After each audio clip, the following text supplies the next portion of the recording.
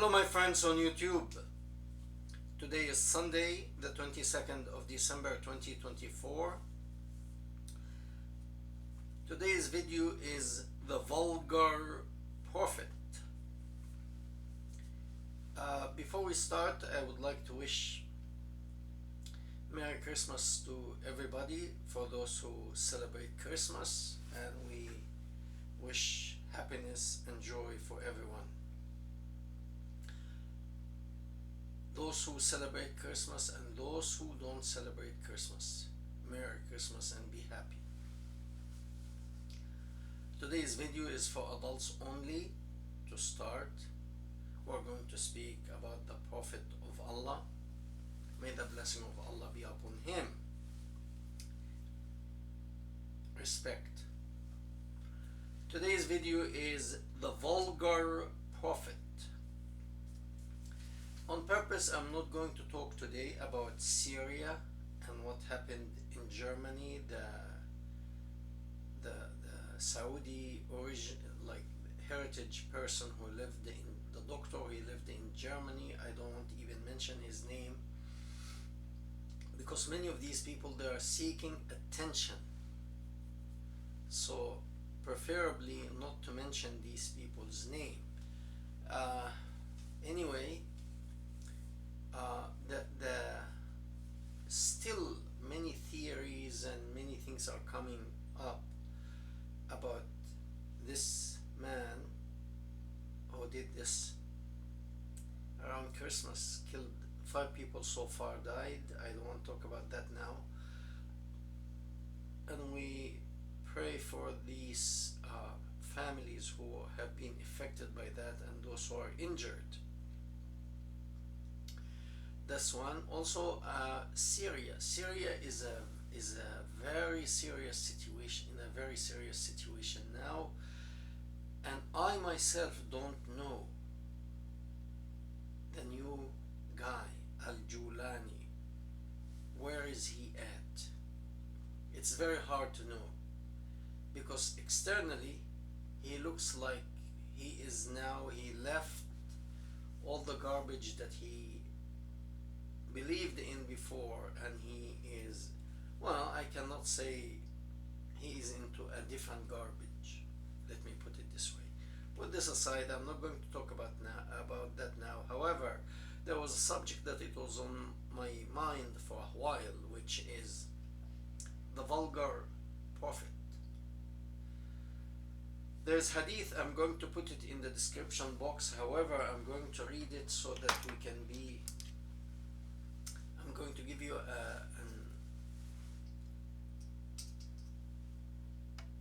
introduction about what happened. This is a situation with a woman. Of course it's a woman because the Prophet of Allah had many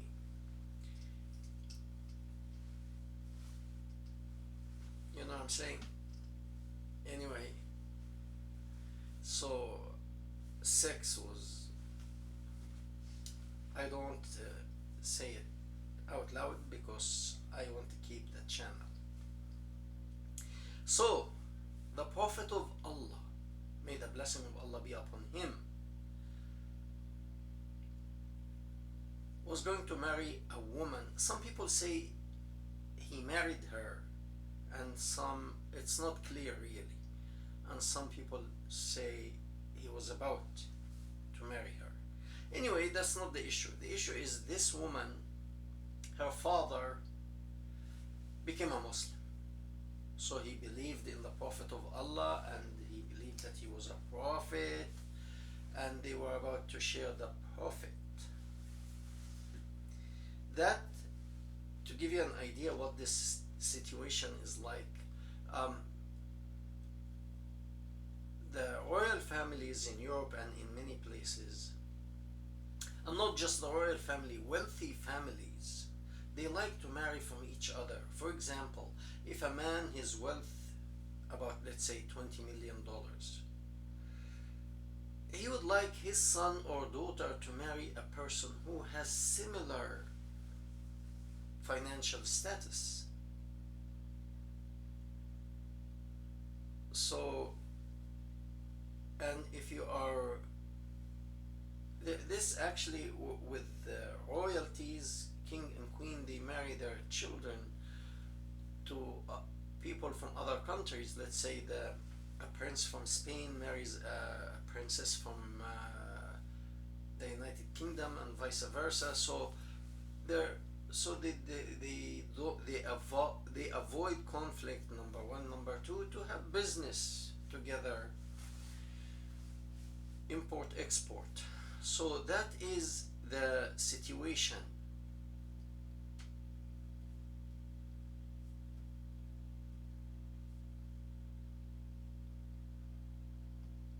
Sorry, something popped out on the screen.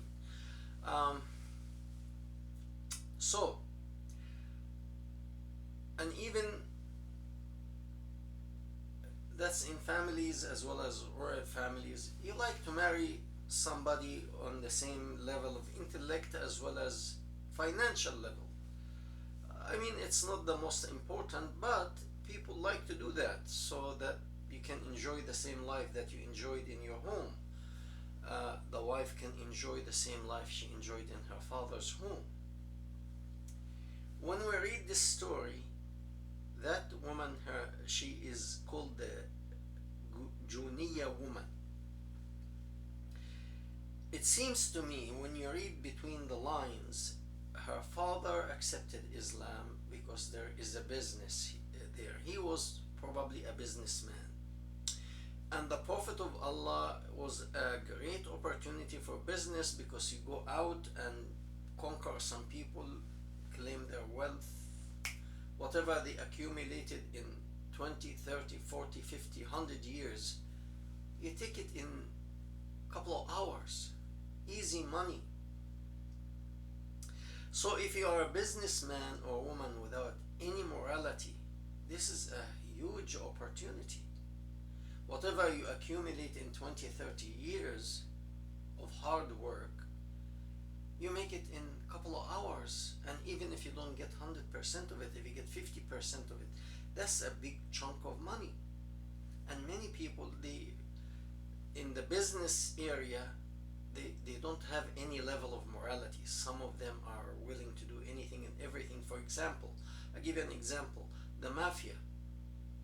In Chicago, I know there is certain section for the mafia bosses in Chicago as well as in New York. They live there. And this is the safest area you can walk in. And the police protect this area. Not only that, the mafia sells drugs. They work with all the illegal stuff. Prostitution, drugs, porn. However, when you go to their area where they live, no store carry any pornographic material. Nobody's peddling drugs. Anyone. The police is always there. They know who lives here. So if anybody, a strange person, they ask him, whom are you visiting? Why are you here? And if he's going to visit one of these people, that's okay. But they don't allow any intruder to come to the area. They want to actually conceal their children, keep their children away from any corruption. Okay? So that seems to be the case of this woman who came to marry the Prophet of Allah. May the blessing of Allah be upon him. Her father and the Prophet of Allah agreed to conceal so that they can have business together. I mean, it's the same for the first Caliph, Abu Bakr, when he gave his daughter, when she was 6 years old, to marry the Prophet of Allah, and he consummated the marriage with her when she was 9 and he was 54 years old. It's a business. He sold his daughter as a business. Was that a moral thing to do? No. And the same thing for the father of this woman. But at least she was a woman. She was a grown-up woman. Okay? And this man, if he marries her, she has protection. She will never be attacked Her father, despite that he has money, he's wealthy, he doesn't have an army to protect her. So if the Prophet of Allah go and invade his castle or what have you, he can kill him, take his wealth, and rape her if he wanted. He will possess her. So I guess the man looked at it from an economic point of view. Okay, well, now she's, instead of being raped, she's protected. Now we can make business together. So he agreed that she would marry him, give his daughter to marry the Prophet of Allah. So she was sent to a house, and the Prophet of Allah went to see her there. And this is where it gets kind of strange. He enters where she is sitting, and the first thing he says to her, "Give me yourself." In the colloquial English is like, strip naked and let's go to bed now. So here, this woman, she had her servant. Her father sent her with a servant woman to take care of her needs. That automatically tells you that she was from a wealthy family. In this area and at this time, not so many people can afford to have a servant serving your daughter. So he sent her to be the wife of the Prophet of Allah with a servant woman. So a woman like that, a young lady like that, she must have been well educated, well mannered, and so on and so forth. So she didn't know the vulgarity of the situation. She thought, he might be older than me, but he's wealthy and he must have some manners. And the first thing he says to this woman,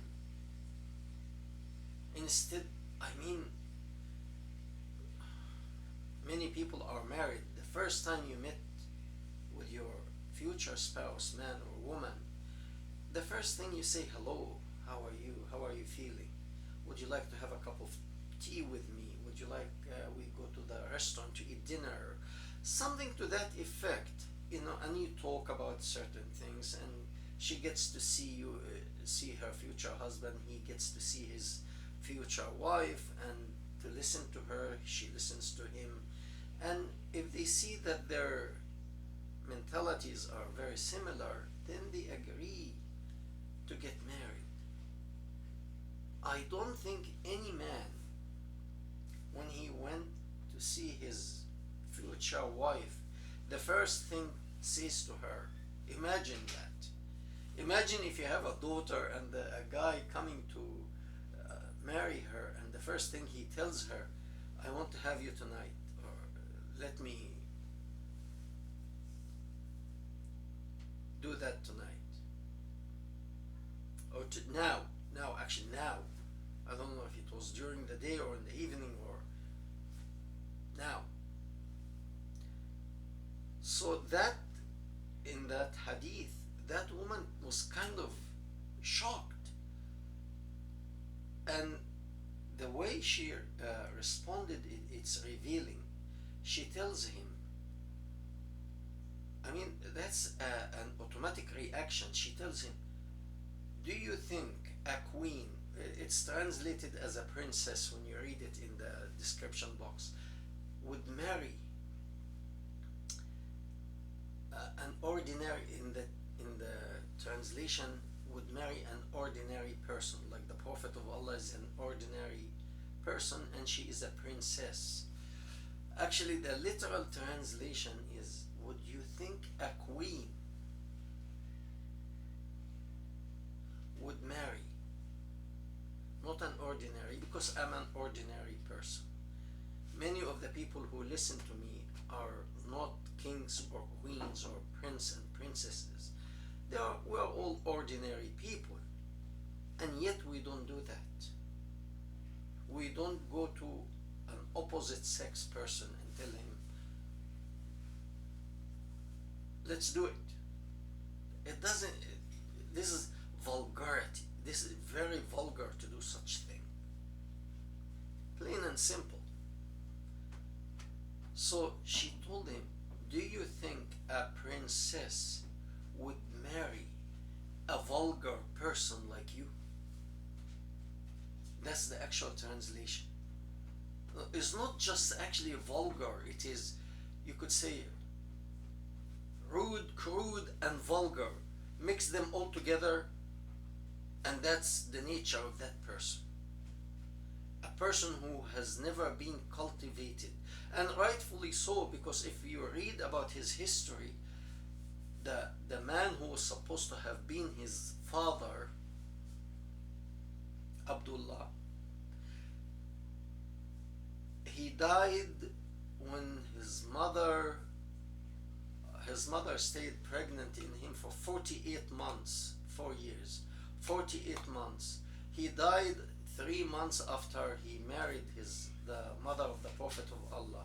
So he continued being in her womb for 45 more months, and then she delivered him.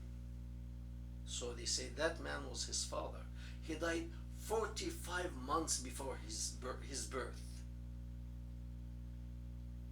And when he was born, she gave him to a nursing woman, a woman to take care of him and give him breast milk. That was common at this time for people who are busy doing certain things.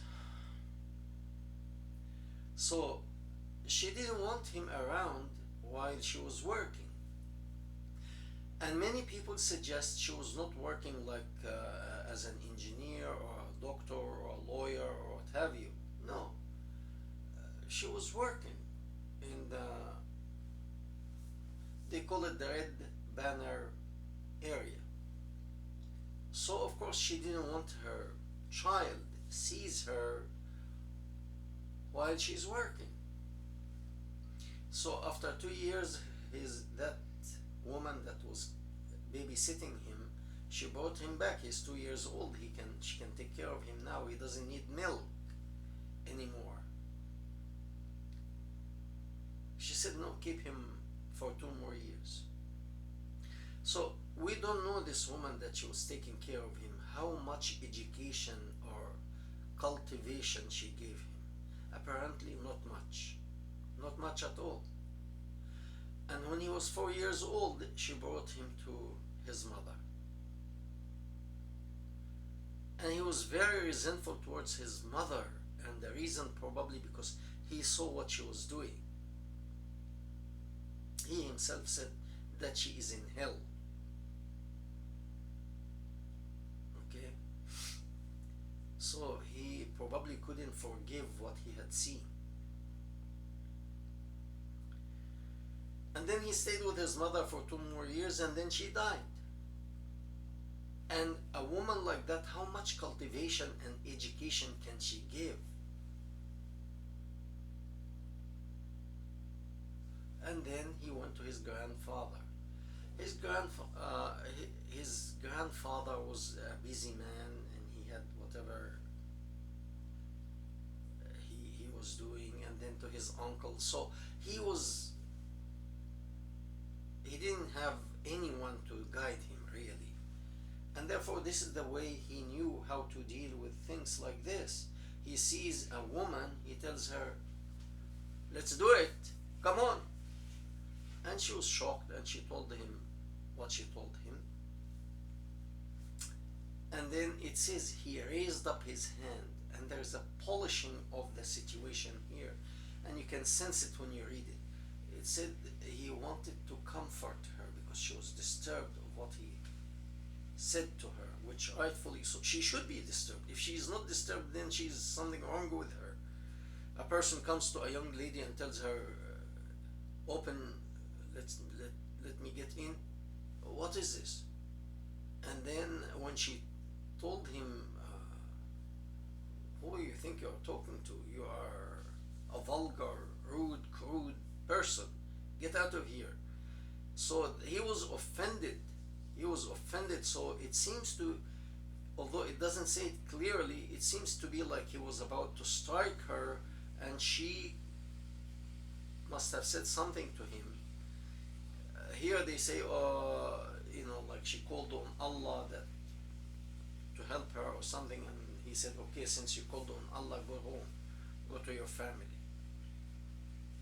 But it seems to be she told him, don't put your hand on me. And he kind of like thought of it, and he sent her back. So this, I'm giving this video because of the Muslim. If this woman, she was not a PhD or graduated from Harvard or anything like that, in the first glance she can see this person and see his vulgarity and see how crude he was. You come and attack me. I don't care if you attack me, but why a woman like this 1400 years ago can she can see who this person is, may the blessing of Allah be upon him, and until now, after 1400 years, you cannot? Ask yourself this question. Thank you very much, and we hope to hear from you.